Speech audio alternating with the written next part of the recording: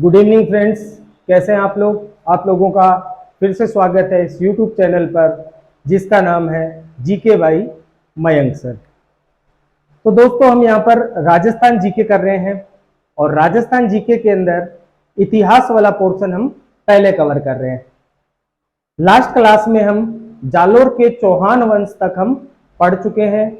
हमने पढ़ा कि कानड़ दे चौहान जो कि जालोर का शासक था, उस पर अलाउद्दीन खिलजी ने आक्रमण किया और 1311 के अंदर जालोर के किले के ऊपर अलाउद्दीन खिलजी ने कब्जा कर लिया और जालोर किले का नाम अलाउद्दीन खिलजी ने जलालाबाद कर दिया।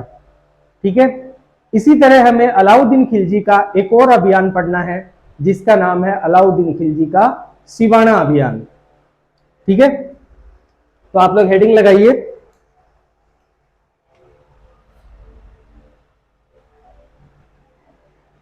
हेडिंग लगानी है अलाउद्दीन खिलजी का सिवाना अभियान। अलाउद्दीन खिलजी का सिवाना अभियान कब हुआ है? तो 1308 के अंदर ये अभियान हुआ है। ठीक है, अगर देखो मेन हम बात करें तो अगर सिवाना की बात की जाए तो सिवाना कहां पड़ता है? बाड़मेर में। ठीक है, सिवाना का शासक है सातल देव।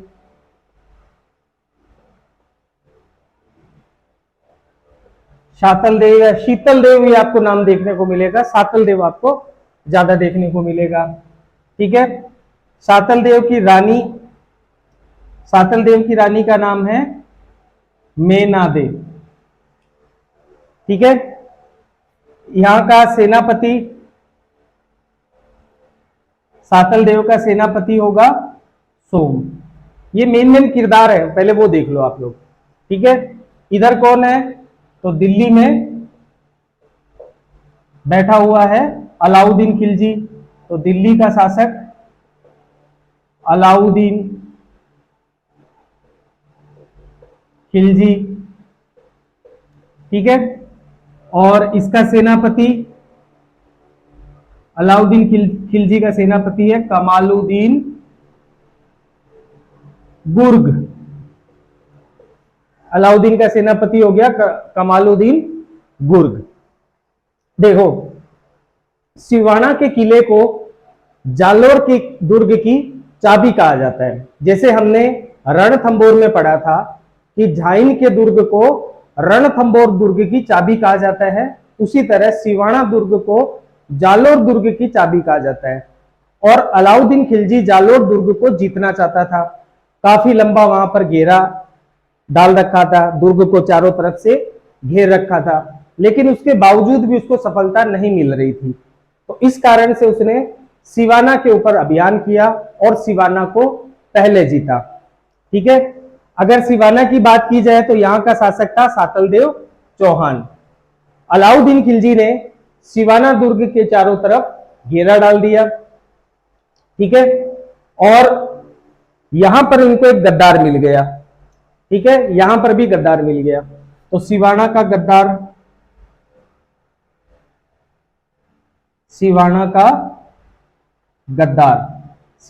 गद्दार है भावले पवार। ये आपको याद रखना है। ठीक है, सिवाना का गद्दार कौन हो गया? भावले पवार।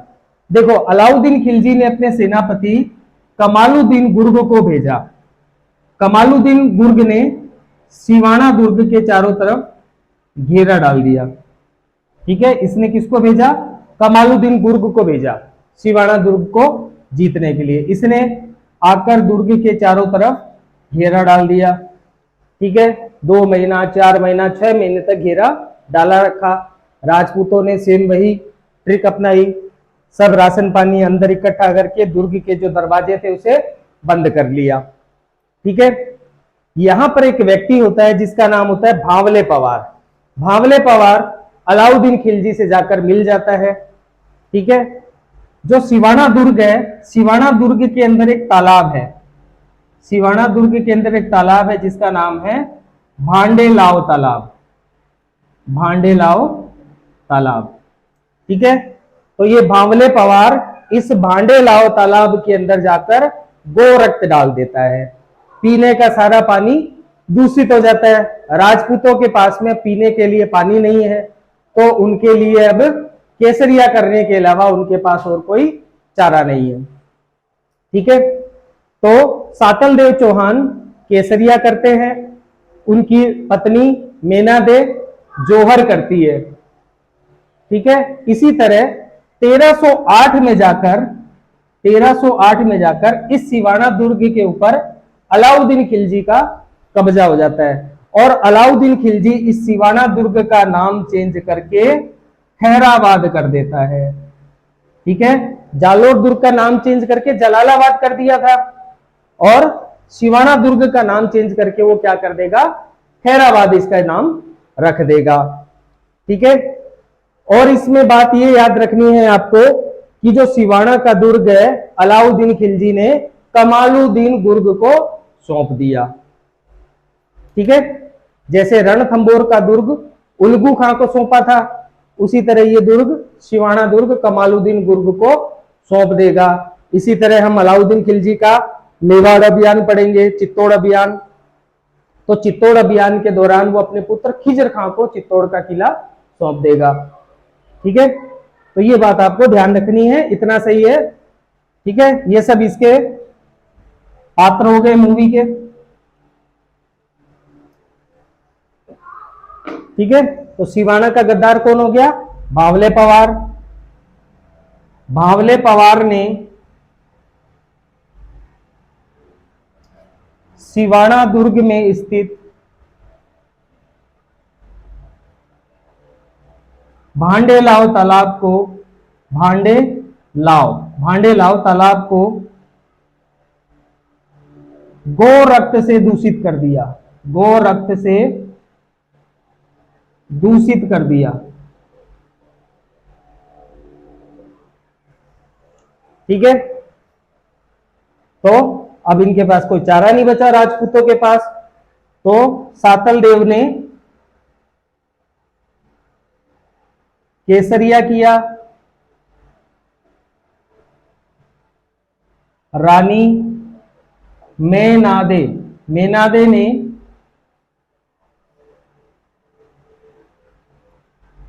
जोहर किया। ठीक है, 1308 में सिवाना पर एके यानी कि अलाउद्दीन खिलजी एके का कब्जा हो गया। ठीक है, एके ने अलाउद्दीन खिलजी ने, एके यानी अलाउद्दीन खिलजी। ठीक है, एके ने सिवाना का नाम खैराबाद कर दिया, खैराबाद कर दिया, तथा सिवाना दुर्ग अपने सेनापति कमालुद्दीन गुर्ग को सौंप दिया, कमालुद्दीन गुर्ग को सौंप दिया। ठीक है, तो ये था अलाउद्दीन खिलजी का सिवाना अभियान। ठीक है, अब हम नया टॉपिक स्टार्ट कर रहे हैं, चौहानों का ही टॉपिक है, चौहानों की नई शाखा स्टार्ट करने वाले हैं, और चौहानों की नई शाखा है चौहानों की सिरोही शाखा। ठीक है, तब आप लोगों को हेडिंग लगानी है चौहानों की सिरोही शाखा या सिरोही के चौहान।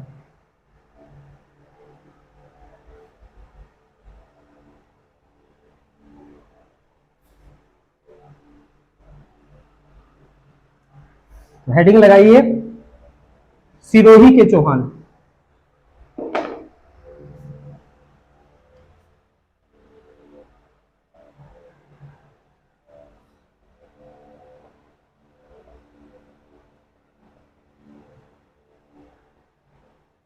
सिरोही के चौहान। ठीक है, क्वेश्चन आते हैं इनमें से, केवल शाकंभरी में से नहीं आते हैं, इनमें से भी क्वेश्चन आते हैं। ठीक है, और बाकी क्लासों में ये सब चीज इतनी डीपली नहीं पढ़ाई जाती है, तो आपको पढ़ाया जा रहा है, इसको याद भी कीजिए।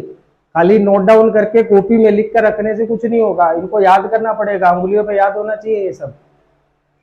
ठीक है, तो अगर सिरोही की देखो हम बात करें तो सिरोही के प्राचीन नाम की बात करते हैं। ठीक है, तो सिरोही के हमें दो प्राचीन नाम देखने को मिलते हैं। यहां पर हम ऐतिहासिक नामों की बात करेंगे, भौगोलिक नामों की बात नहीं कर रहे हैं। ठीक है, तो सिरोही के दो हमें ऐतिहासिक या प्राचीन नाम देखने को मिलते हैं। पहला नाम मिलता है आबुर्द।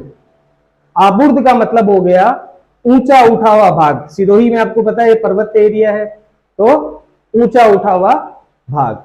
दूसरा इसका नाम कर्नल जेम्स टोड ने बताया है कि जो सिरोही था इसका प्राचीन नाम शिवपुरी था। ठीक है, जैसे अजमेर के चौहान शाकंभरी के चौहान कहलाते थे, जालोर के चौहान सोनगरा चौहान कहलाते थे, इसी तरह सिरोही के चौहान देवड़ा चौहान कहलाते हैं। ठीक है, सिरोही के चौहान कौन से Chauhan? Deora Chauhan. Most important question है, याद रखना। ठीक है, तो ये तीन बातें पहले हम नोट डाउन कर लेते हैं। पहला, सिरोही के प्राचीन नाम। सिरोही के प्राचीन नाम, पहला नाम हमें क्या मिलता है? आबुर्द। आबुर्द, आबुर्द का मतलब हो गया ऊंचा उठा हुआ भाग। ठीक है, दूसरा नाम हमें मिलता है शिवपुरी।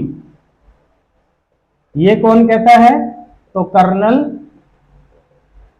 जेम्स टॉड के अनुसार। ठीक है, सिरोही का ये नाम हो गया। ठीक है, अब सिरोही के चौहान शासक क्या कहलाते थे? तो सिरोही के चौहान शासक देवड़ा। ठीक है, तो सिरोही के चौहान देवड़ा चौहान कहलाते थे। ठीक है, तो सिरोही के चौहान हमारे क्या कहलाएंगे? देवड़ा चौहान कहलाएंगे। ये बात हो गई। अब हम बात करते हैं इस वंश के प्रमुख शासकों की। ठीक है, तो आप हेडिंग लगाइए प्रमुख शासक। प्रमुख शासक, प्रमुख शासकों में फर्स्ट नंबर आ जाएगा लुम्बा। लुम्बा,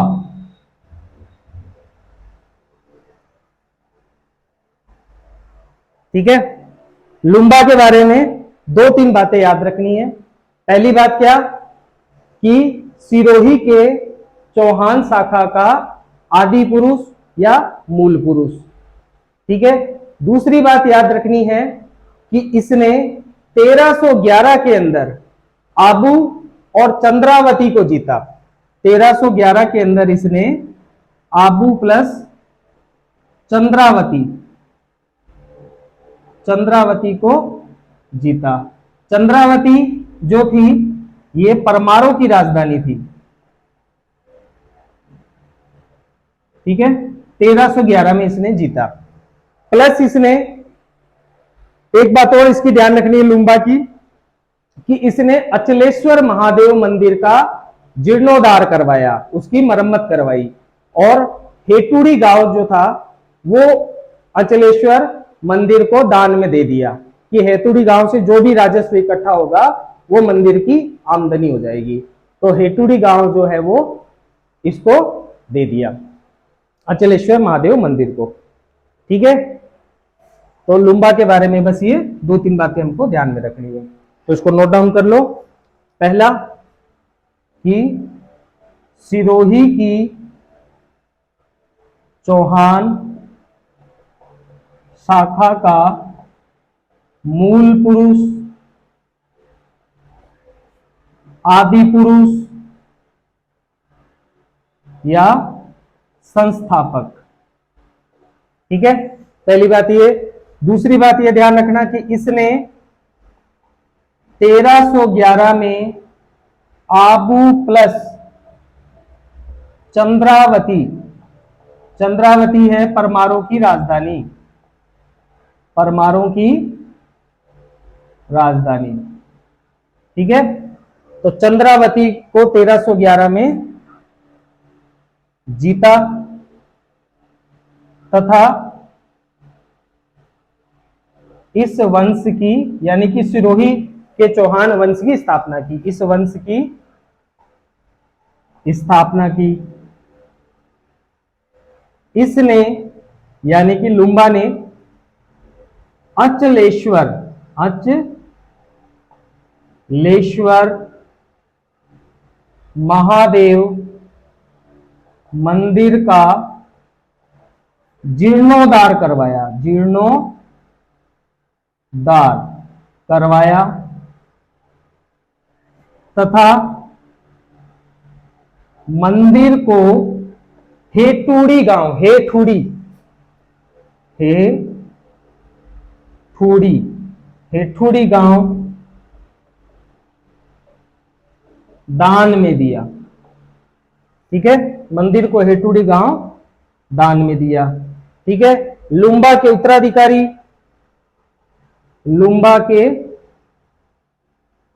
उत्तराधिकारी, लुम्बा के उत्तराधिकारी हो जाएंगे तेज सिंह व रायमल, ठीक है। तेज सिंह रायमल में कुछ भी इंपॉर्टेंट नहीं है। रायमल के पुत्र शिवभान में से क्वेश्चन आ सकता है, तो तेज सिंह और रायमल के बारे में हम नहीं पढ़ेंगे, कोई मतलब नहीं है पढ़ने का, ठीक है। तो अगला शासक हम लेंगे रायमल का पुत्र है शिवभान या शिभान जिसको कहा जाता है, ठीक है। तो 2 नंबर आप लगाइए, शिवभान या शिभान।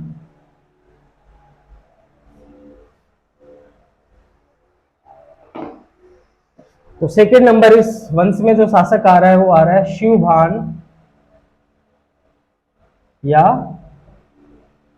शिभान, ठीक है। इसके बारे में क्या बात याद रखनी है कि इसके बारे में यही बात याद रखनी है कि चंद्रावती जो परमारों की राजधानी थी चंद्रावती, वो मुस्लिम आक्रमणों से सुरक्षित नहीं थी, इसलिए शिवभान ने एक नया नगर बसाया 1405 में जिसका नाम था शिवपुरी, ठीक है। तो शिवपुरी नगर बसाने वाला व्यक्ति कौन है? शिवभान या शिभान, शिवभान या शिभान, ठीक है। एक ही बात इसकी याद रखनी है, तो नोट डाउन कर लो। यह रायमल का पुत्र था,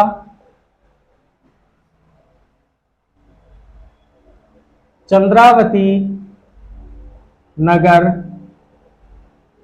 मुस्लिम आक्रमणों से सुरक्षित नहीं था, अतः इसने 1405 में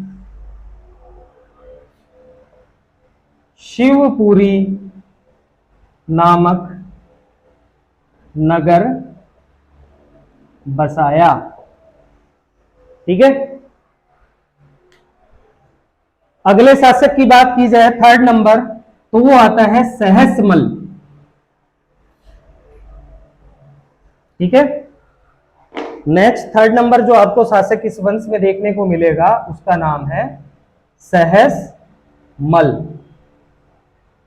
सहस्मल के बारे में आपको बस एक ही बात याद रखनी है कि 1425 के अंदर इसने 1405 में तो इसने 1425 में इसने सिरोही नगर बसाया था, ठीक है। तो सिरोही नगर की स्थापना करने वाला व्यक्ति कौन है?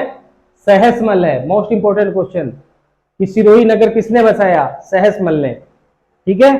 तो सहस्मल ने 1425 में सिरोही नगर की स्थापना की तथा इसे अपनी राजधानी बनाया, ठीक है।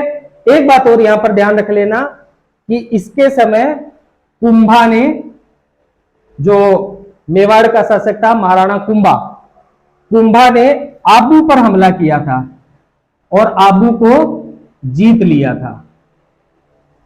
कौन जीत रहा है? कुंभा जीत रहा है। सहसमल हार रहा है, कुंभा जीत रहा है। ठीक है, तो ये बातें, दो बातें आपको ध्यान में रखनी है सहसमल की।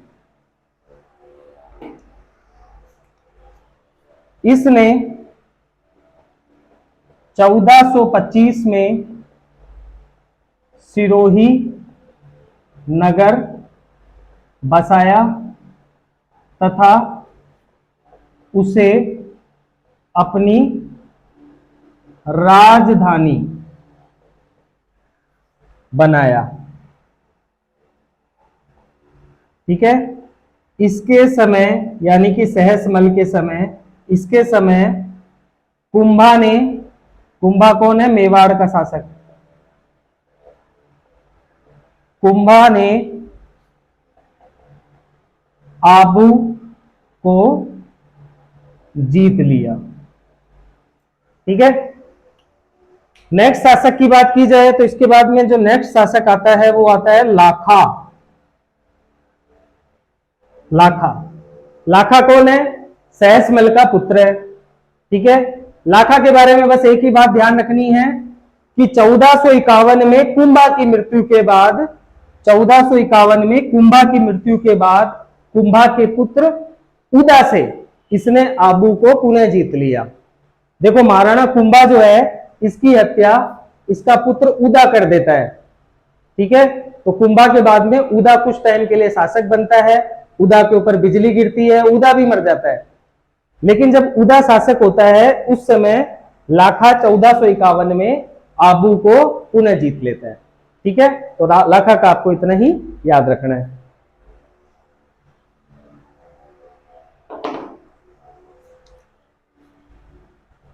सहसमल का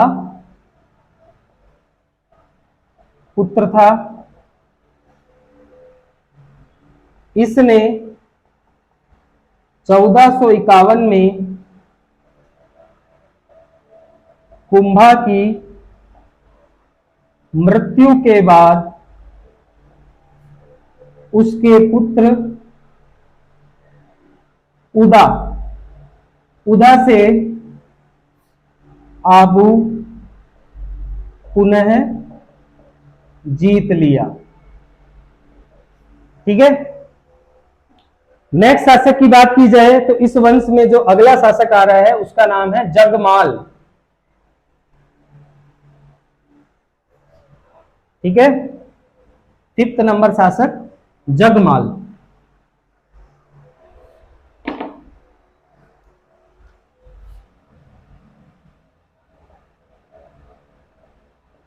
जगमाल लाखा का पुत्र है।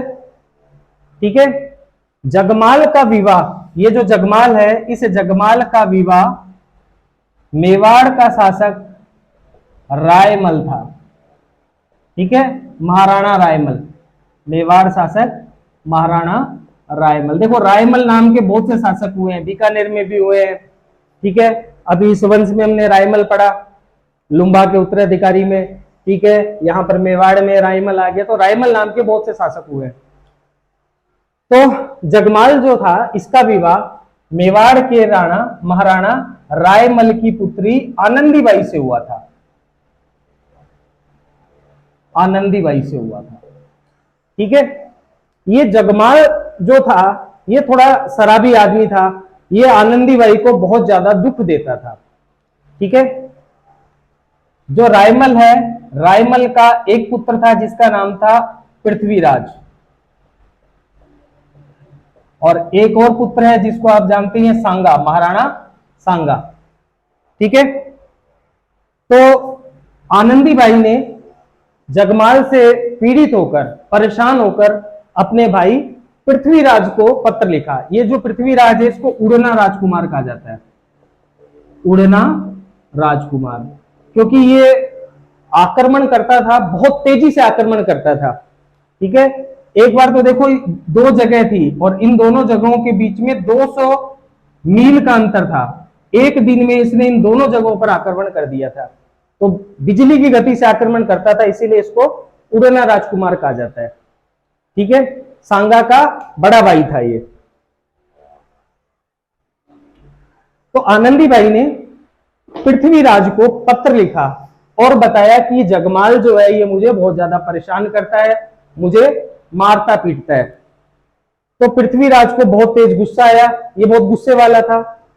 तो पृथ्वीराज रातों रात सिरोही पहुंच गया और सिरोही जाकर जगमाल को धमकाने लगा। और जगमाल को जैसे ही ये मारने वाला था तो आनंदीबाई को अपने पति पर दया आ गई और इसने पृथ्वीराज से अपने पति जगमाल के लिए जीवन दान मांग लिया। ठीक है, तो रात को सब मामला शांत हो गया, सब लोग आराम से जाके सो गए। अगले दिन जगमाल ने अपने दरबार के अंदर पृथ्वीराज का स्वागत किया और जाते वक्त पृथ्वीराज को जहर दे दिया। ठीक है, मतलब जहर खिला दिया इसको पृथ्वीराज को। पृथ्वीराज जब वापस मेवाड़ लौट रहा था तो रास्ते में कुंभलगढ़ पहुंचते पहुंचते इसकी मृत्यु हो गई। तो पृथ्वीराज की 12 खंभों की छतरी आपको कहां देखने को मिलेगी? कुंभलगढ़ में देखने को मिलेगी। तो इस तरह से उड़ना राजकुमार पृथ्वीराज का स्वर्गवास हो गया, देहांत हो गया। राणा सांगा से ज्यादा योग्य आदमी था ये। राणा सांगा का बड़ा भाई था, राणा सांगा से ज्यादा योग्य था। ठीक है, तो ये पूरी कहानी समझ में आ गई जगमाल की, इसी को नोट डाउन करना है।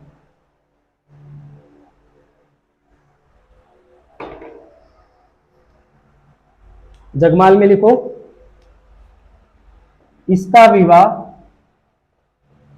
यानी जगमाल का विवाह, इसका विवाह मेवाड़ महाराणा रायमल की पुत्री आनंदीबाई से हुआ। आनंदीबाई से हुआ। जगमाल आनंदीबाई को बहुत परेशान करता था।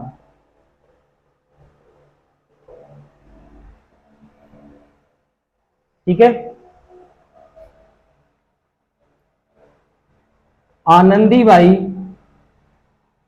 का पत्र पाकर उसका भाई पृथ्वीराज, ब्रैकेट में लिख देता हूं उड़ना राजकुमार, पृथ्वीराज सिरोही पहुंचा।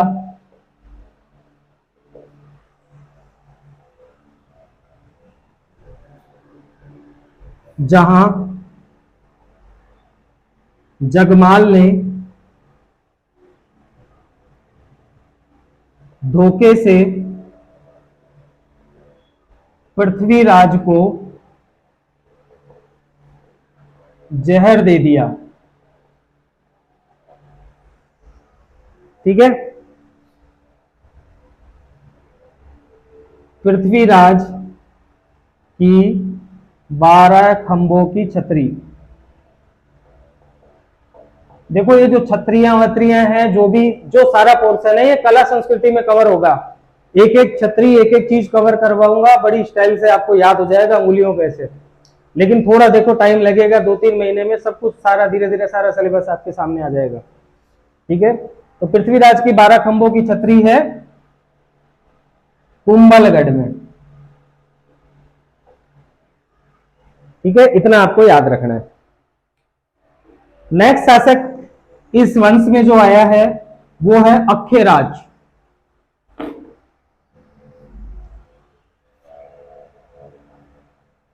अखेराज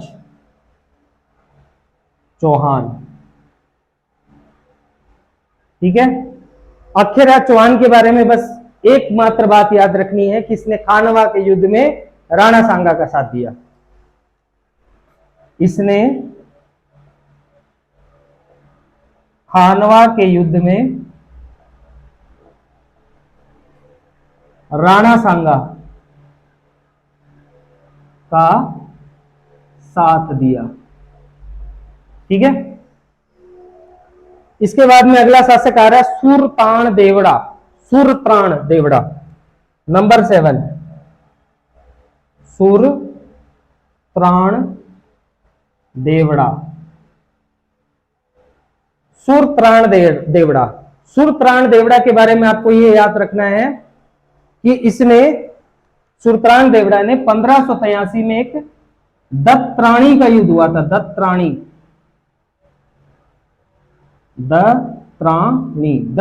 का युद्ध हुआ था। इस दत्तानी के युद्ध के अंदर सुरतान देवड़ा ने 1583 में अकबर की सेना को पराजित कर दिया था।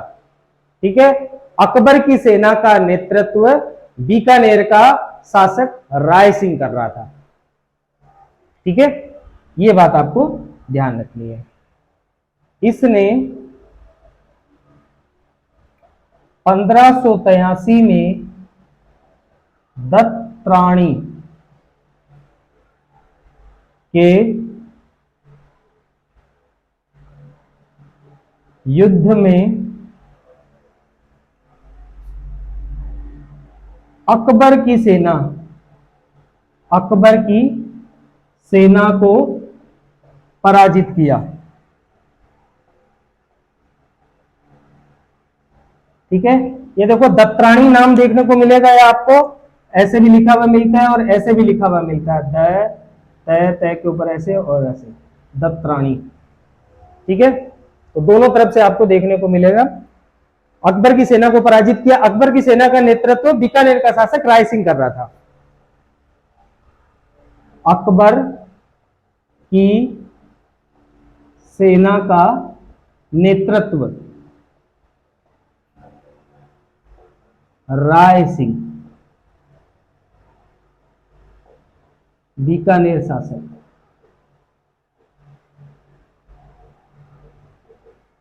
ठीक है, ये बात आपको सुरतान देवड़ा की याद रखनी है। इसके बाद में नेक्स्ट शासक आ रहा है बेरीसाल। बेरीसाल के बारे में बस आपको इतना ही याद रखना है कि इसने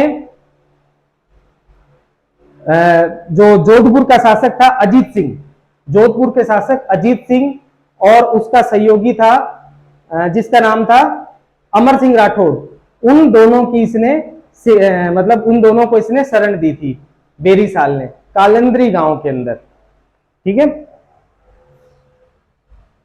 तो नेक्स्ट शासक होगा बेरीसाल।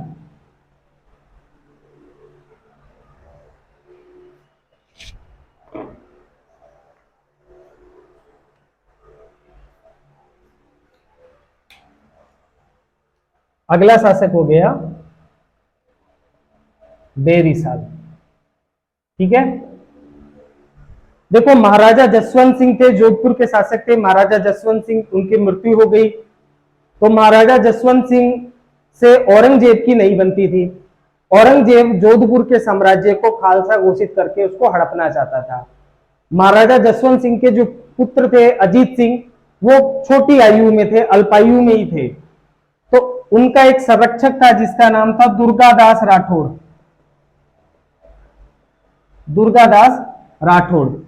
दुर्गादास राठौड़ और अमर सिंह को कुछ समय के, दुर्गादास राठौड़ और अजीत सिंह को, सॉरी, दुर्गादास राठौड़ और अजीत सिंह। अजीत सिंह कौन है? जसवंत सिंह का पुत्र, छोटा अवस्था में। ठीक है, तो इन दोनों को बेरीसाल ने शरण दी थी कालिंद्री गांव में। कालिंद्री गांव में सिरोही में पड़ता, कुछ समय के लिए शरण दी थी, लेकिन औरंगजेब के द्वारा धमकाए जाने पर इसने इन दोनों को वहां से जाने को कह दिया। इनको राजस्थान में कोई भी इन दोनों को शरण नहीं दे रहा था। ऐसी दशा में जो मेवाड़ का शासक था राज सिंह, उसने इनको शरण दी थी। केवला गांव का पट्टा इन दोनों को दे दिया था, दुर्गादास राठौड़ और अजीत सिंह को। धीरे धीरे देखो, जब अजीत सिंह आएगा, दुर्गादास राठौड़ अलग से टॉपिक पढ़ाऊंगा, अजीत सिंह जब मारवाड़ पढ़ाऊंगा तो उसमें और ज्यादा स्टोरी क्लियर होगी है। ठीक है, मेवाड़ का जब राज सिंह पढ़ाऊंगा तो और ज्यादा इसमें थोड़ी सी बात और निकल कर सामने आएगी। बस आप इतना ही ध्यान रखो कि ये दोनों मारवाड़ के हैं और इनको कालिंद्री गांव में बेरीसाल ने शरण दी थी। ठीक है,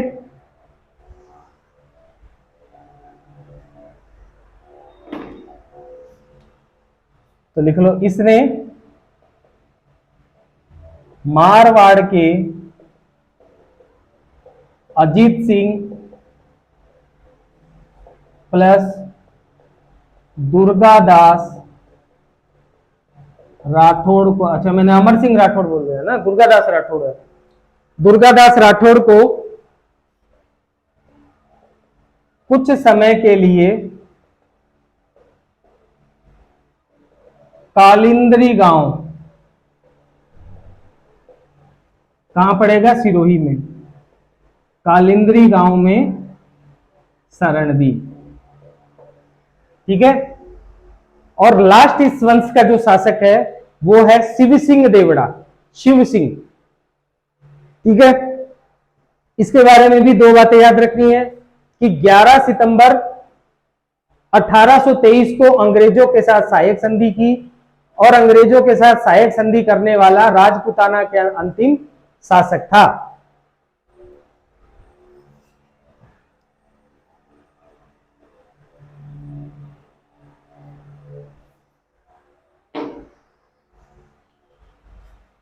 अगला शासक है शिव सिंह देवड़ा।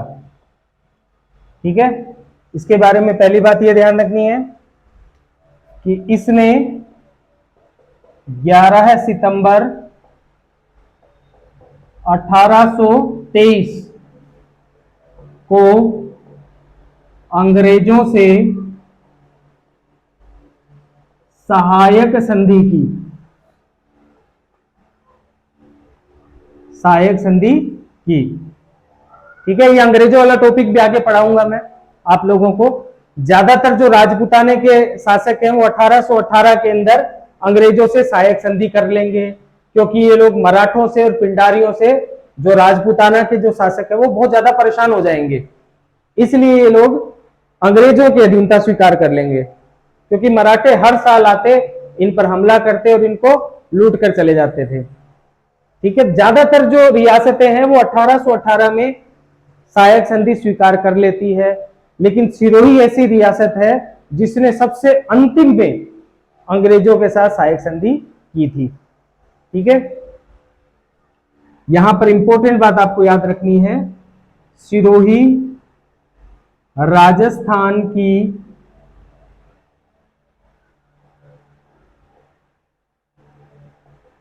अंतिम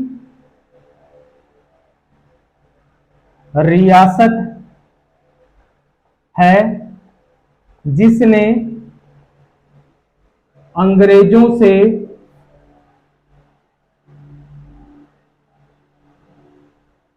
सबसे अंत में सहायक संधि की। ठीक है, क्वेश्चन यहां से ऐसा आएगा कि वो कौन सी रियासत है जिसने अंग्रेजों से सबसे लास्ट में सहायक संधि की, तो होगी सिरोही रियासत। शासक कौन हो गया, शिव सिंह। याद रखना, ऐसा कौन सा शासक है जिसने सबसे लास्ट में सहायक संधि पर हस्ताक्षर किए थे, तो शिव सिंह। ऐसा भी क्वेश्चन पूछा जा सकता है। ठीक है, तो इसी के साथ में जो सिरोही का चौहान वंश है ये खत्म हो जाता है। चौहानों की एक शाखा और बचती है, नाडोल, और नाडोल के अलावा जो हाड़ौती के चौहान है वो भी बाकी है। मतलब चौहानों की अभी 2 शाखाएं बाकी है, इनको हम आगे की क्लास में कंप्लीट करेंगे। ठीक है, तब तक के लिए आप लोगों को गुड बाय। आप लोगों को अगर क्लास में समझ में आया, अगर वीडियो अच्छा लगा तो प्लीज वीडियो को ज्यादा से ज्यादा लाइक कीजिए, ज्यादा से ज्यादा सब्सक्राइब कीजिए, ज्यादा से ज्यादा शेयर कीजिए। ठीक है, और ज्यादा से ज्यादा पढ़ाई कीजिए, और अपने कर्तव्य पथ पर ऐसे ही बढ़ते रहिए। फटाफट से जॉब लगिए, अपने जीवन को सुधारिए, और इन नोट्स को याद करिए। इनको याद करने से पास होगे, लिखकर कॉपी में रखने से पास नहीं होगे। ठीक है, ओके, बाय बाय।